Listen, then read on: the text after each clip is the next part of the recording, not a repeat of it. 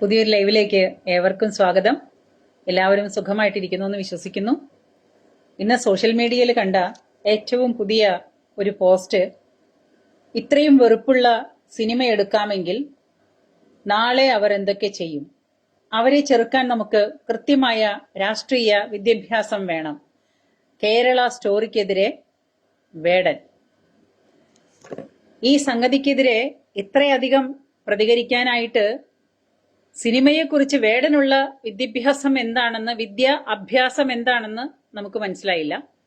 Anyway, എന്താണെങ്കിലും ശരി, ആർക്കും ഏത് അണ്ടനും അടകോടനും എന്തിനെക്കുറിച്ചും ഏതിനെക്കുറിച്ചും എന്തും പറയാം. We don't care. ഓക്കെ, അപ്പോ വേടൻ തമ്പുരാൻ പറഞ്ഞിരിക്കുന്നത് കേരള സ്റ്റോറിക്കെതിരെയാണ്. വേടൻ തമ്പുരാൻ കേരള സ്റ്റോറിക്കെതിരെ പറഞ്ഞിട്ടുള്ളത്, ഈ സിനിമയൊക്കെ എടുക്കണമെന്നുണ്ടെങ്കിൽ അവർക്ക് അതിനേക്കാൾ കൂടുതൽ വിദ്യാഭ്യാസം കൊടുക്കണം എന്നാണ്. ഏത് തരത്തിലുള്ള വിദ്യാഭ്യാസമാണെന്ന് വേടൻ വ്യക്തമാക്കിയിട്ടില്ല. അതുകൊണ്ട് നമുക്കത് പറയാൻ സാധിക്കില്ല.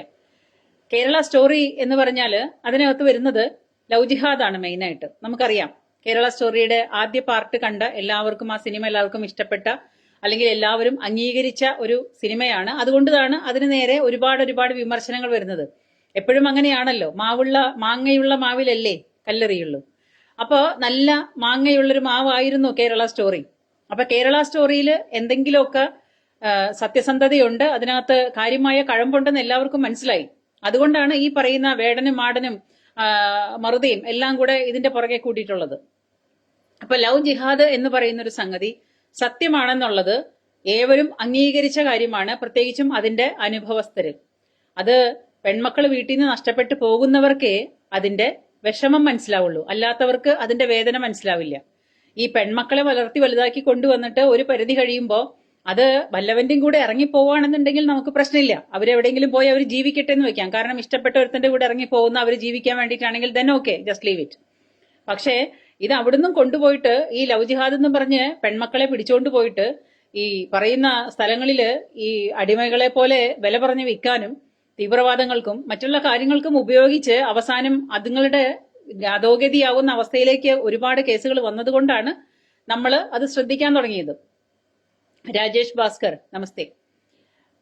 ബാക്കി കുറെ ആൾക്കാരെ കാണുന്നുണ്ട്, അവരുടെ പേര് മനസ്സിലാവുന്നില്ല, കാണുമ്പോൾ ഞാൻ പറയാം. ഓക്കെ, അപ്പോ പെൺമക്കളെ നഷ്ടപ്പെടുന്ന അത് മറ്റുള്ള മതവിഭാഗങ്ങളിൽ, ബിജു എസ് നായർ നമസ്തേ, മറ്റുള്ള മതവിഭാഗങ്ങളിൽ നിന്നാണ് ഈ കുട്ടികളെ നഷ്ടപ്പെടുന്നത്. സ്വന്തം ഈ ജിഹാദിസം ചെയ്യുന്ന മതങ്ങളിൽ നിന്നൊന്നും ഒരു പെൺമക്കളും ആർക്കും നഷ്ടപ്പെട്ടു പോകുന്നില്ല.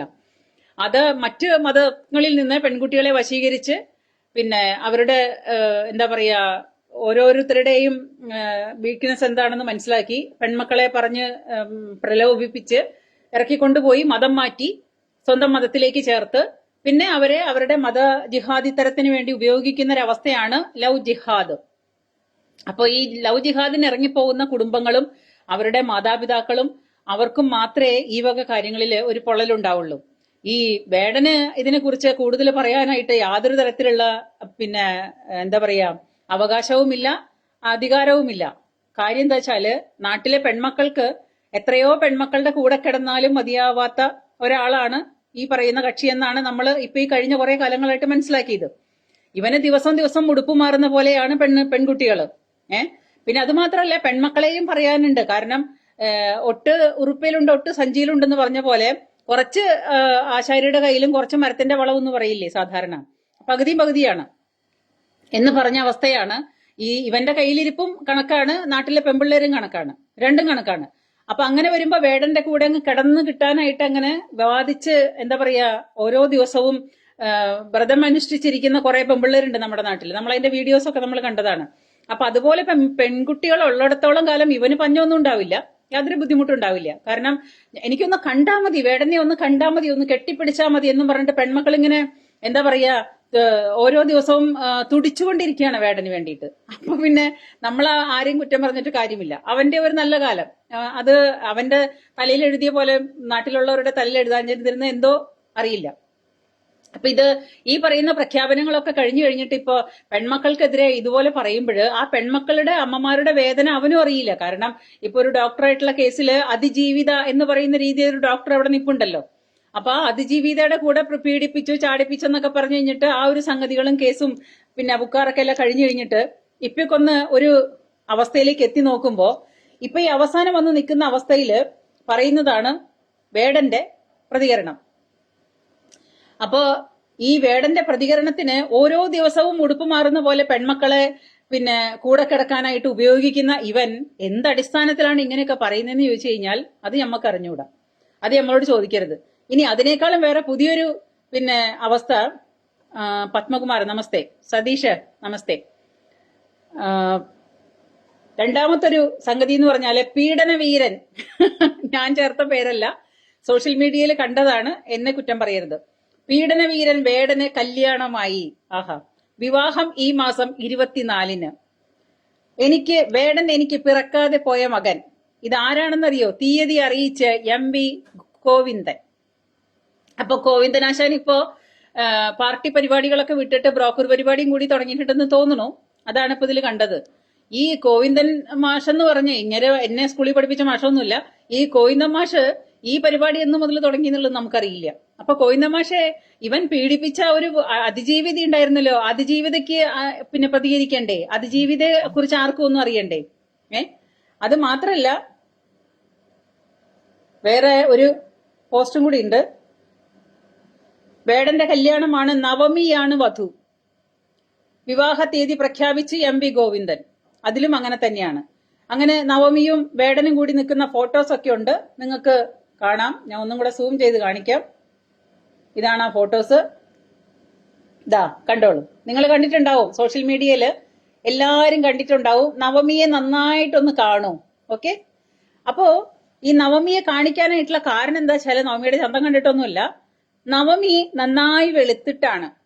അപ്പൊ ഈ കറുപ്പിന് 7 അഴകാണ്, 10 അഴകാണ്, 16 അഴകാണ്, അങ്ങേയറ്റത്ത് അഴകാണ്, തേങ്ങയാണ്, മാങ്ങയാണ്, കോപ്പാണെന്നൊക്കെ പറഞ്ഞിട്ട് ഈ കറുപ്പിന്റെ 7 അഴകുള്ള വേടന് എന്തുകൊണ്ടാണ് കറുത്ത ഒരു പെണ്ണിനെ തെരഞ്ഞെടുക്കാതിരുന്നതെന്നാണ് ഞാൻ ചോദിക്കുന്നത്. എന്തായാലും കറുപ്പിന് 7 അഴകല്ലേ. അപ്പൊ ഞാൻ ഒരിക്കലും കറുപ്പിനെ അധിക്ഷേപിക്കല്ല കേട്ടോ. എന്റെ ഏറ്റവും ഫേവറേറ്റ് കളർ കറുപ്പാണ്. ഞാൻ ഇഷ്ടപ്പെടുന്ന കളർ, എനിക്ക് ഏറ്റവും ഇഷ്ടപ്പെട്ട കളർ ബ്ലാക്ക് ആണ്. അപ്പോ ഈ കറുപ്പിന് 7 അഴകെന്ന് പറഞ്ഞ് തള്ളിക്കൊണ്ട് നടക്കുന്ന എല്ലാവന്മാരെയും ശ്രദ്ധിച്ചാല് നോക്കിക്കോളൂ നിങ്ങള്. ഈ കറുപ്പെന്നും പറഞ്ഞ് തള്ളിക്കൊണ്ട് നടക്കുന്ന ഏതവന്മാരെ നിങ്ങൾ ശ്രദ്ധിച്ചോളൂ, അവരെ പെണ്ണുങ്ങൾ നല്ല തൂവെള്ളയായിരിക്കും. അവർക്ക് വെളുത്ത പെണ്ണുങ്ങളെയും വേണം. അപ്പൊ ഞാൻ ചോദിക്കുന്ന, ഈ കറുപ്പ് ഭയങ്കര അഴകാണെന്ന് പറയുന്ന ഈ സംഗതികൾക്കൊന്നും കറുത്ത പെണ്ണുങ്ങളെ കെട്ടിക്കൂടിടോ? എന്താ ഈ വെളുത്ത പെണ്ണുങ്ങളെ തപ്പി പോകുന്നത്? അതിന്റെ സംഗതി എന്താന്ന് മനസ്സിലാവുന്നില്ല. അപ്പൊ വേടനും ഇപ്പൊ അവസാനം കറുത്ത പെണ്ണിനെയല്ല വെളുത്ത പെണ്ണിനെ തന്നെയാണ് കെട്ടിയത്.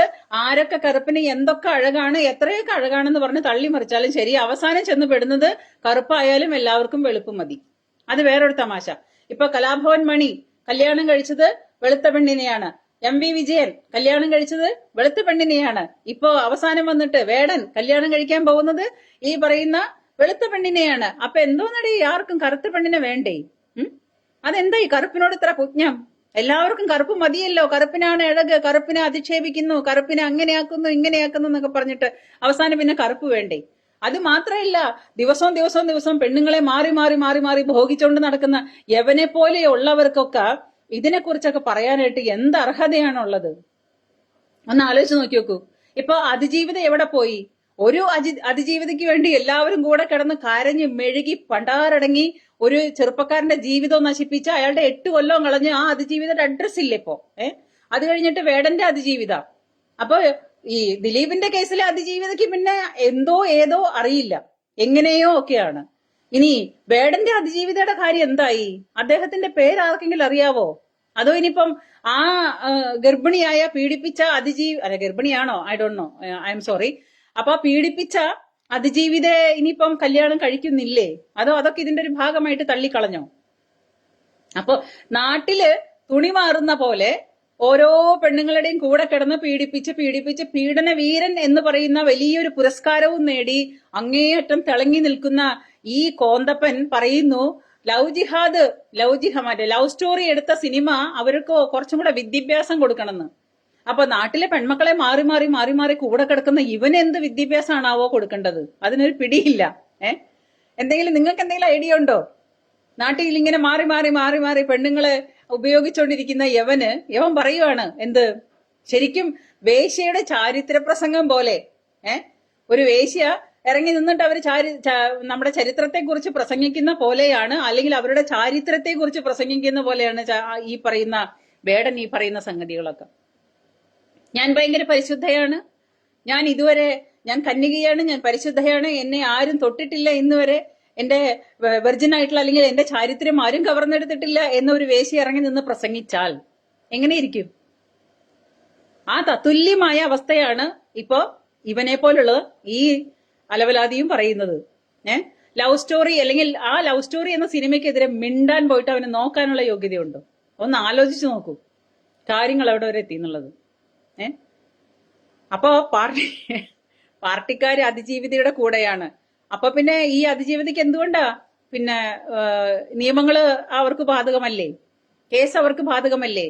അതോ ഈ അതിജീവിത മുഖ്യമന്ത്രി വന്ന് നേരിട്ട് കാണാത്തത് കൊണ്ടാണോ മുഖ്യമന്ത്രി ഈ അതിജീവിതയെ രക്ഷിക്കാഞ്ഞത്? അതോ വേടനോടുള്ള ഇഷ്ടം കൊണ്ടാണോ? അറിയില്ല കൂട്ടുകാരെ. നമ്മുടെ നാട്ടിൽ നടക്കുന്ന ദിനം പ്രതി നമ്മുടെ നാട്ടിൽ നടക്കുന്ന ഈ തോന്നിവാസങ്ങളൊക്കെ എന്താണോ ഏതാണോ എങ്ങനെയാണോ നമുക്ക് ഒരു പിടിയുമില്ല. ഇതെല്ലാം പാർട്ടിക്കാർ തീരുമാനിക്കുന്നു, പാർട്ടിക്കാർ ചെയ്യുന്നു, പാർട്ടിക്കാരാണ് എല്ലാത്തിന്റെയും അവസാനം. അതാണ് ഇനി നമ്മുടെയൊക്കെ ഓരോരുത്തരുടെ വീടുകളിൽ വന്നിട്ട് പാർട്ടിക്കാർ പറയും നമ്മളൊക്കെ എപ്പോ കഴിക്കണം, എപ്പോ കിടക്കണം, എപ്പോ ഉടുക്കണം, എപ്പോ ഇരിക്കണം എന്നൊക്കെ. അവിടേക്ക് എത്തും കാര്യങ്ങൾ എന്നാണ് എനിക്ക് തോന്നുന്നത് ഈ പാർട്ടിക്കാരെ കൊണ്ട്. അതാണ് ഇന്നത്തെ പുതിയ സംഗതികള്.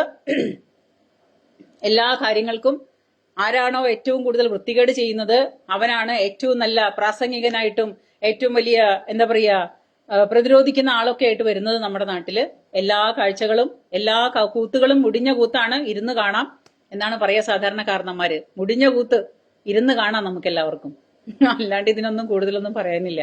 അപ്പൊ ഏവർക്കും എന്റെ സ്നേഹ ഊഷ്മളമായ നന്ദി, നമസ്കാരം, ജയ് ഹിന്ദ്, ബൈ.